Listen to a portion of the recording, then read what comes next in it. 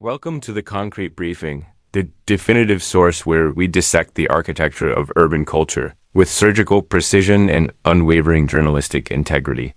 I am your host, Carter Concrete. Today, we are not just telling a story. We are conducting a forensic analysis of a high-altitude confrontation that has sent shockwaves through the hip-hop landscape. Imagine, if you will, the pressurized cabin of a commercial airliner, cruising at 30,000 feet. This is not the streets of Queens, but the stakes are just as high. We are analyzing the recent pressurized encounter between G Unit's Tony Yayo and Uncle Murda and Murder Inc. Yayo, an event that bridges 2 decades of industry tension in a setting where there's nowhere to run. Let us look at the facts. During the high-traffic Super Bowl weekend, a convergence of titans occurred. Tony Yayo and Uncle Murda, core pillars of the G Unit collective, boarded a flight from San Francisco to New York. In a staggering twist of fate, the passenger seated directly in front of them in the elite first-class cabin was none other than their perennial rival, Yayo. The narrative immediately fractured into 2 warring arguments, and this is where our analysis begins. The first argument is fueled by the digital mastery of 50 Cent. Acting as the primary strategist for G Unit, 50 Cent released a brief, 6-second video snippet. His argument, disseminated through the power of social media, suggests that Yayo was isolated, scared, and ultimately caused a scene so disruptive that he was removed from the aircraft by flight staff. This is the narrative of dominance, a claim that the opposition folded under the mere presence of G Unit. However, the story does not end there. Yayo countered this narrative with a direct statement to TMZ, asserting a completely different reality.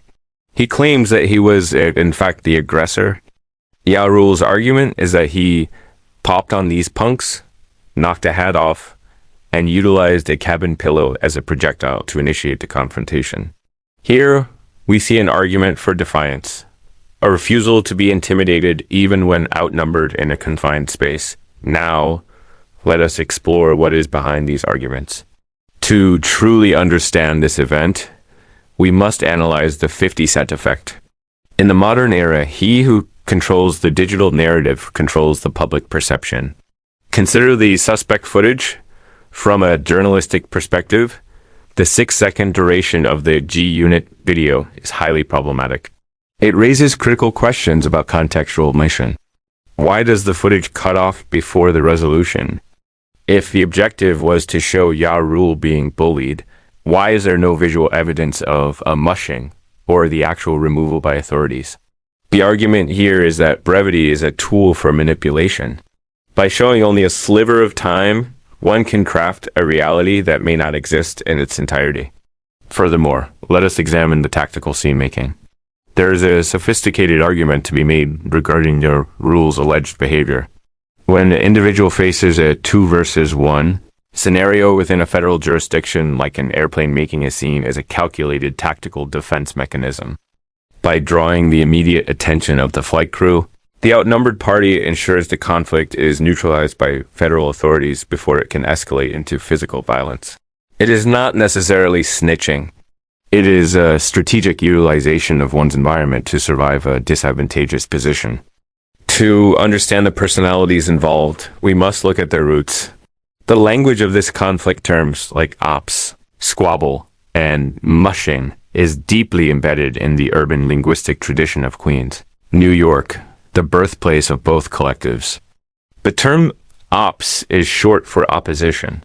It carries a heavy historical weight, referencing a rivalry that dates back to the early 2000s, a time characterized by genuine street volatility. What we are witnessing is a fascinating cultural evolution.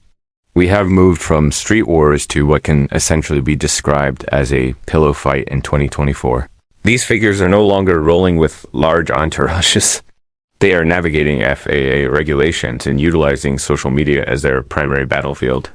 Their personalities have been influenced by the aging process within hip-hop, shifting from physical confrontation to digital and psychological warfare. So, what is the truth? According to witness reports in TMZ, the flight crew did indeed intervene, And both parties were temporarily removed after Yayo allegedly threw a pillow and utilized profanities. While the G-Unit camp claims a loss for Yayo, our analysis suggests a stalemate. Yayo remained on business, refusing to be intimidated while outnumbered.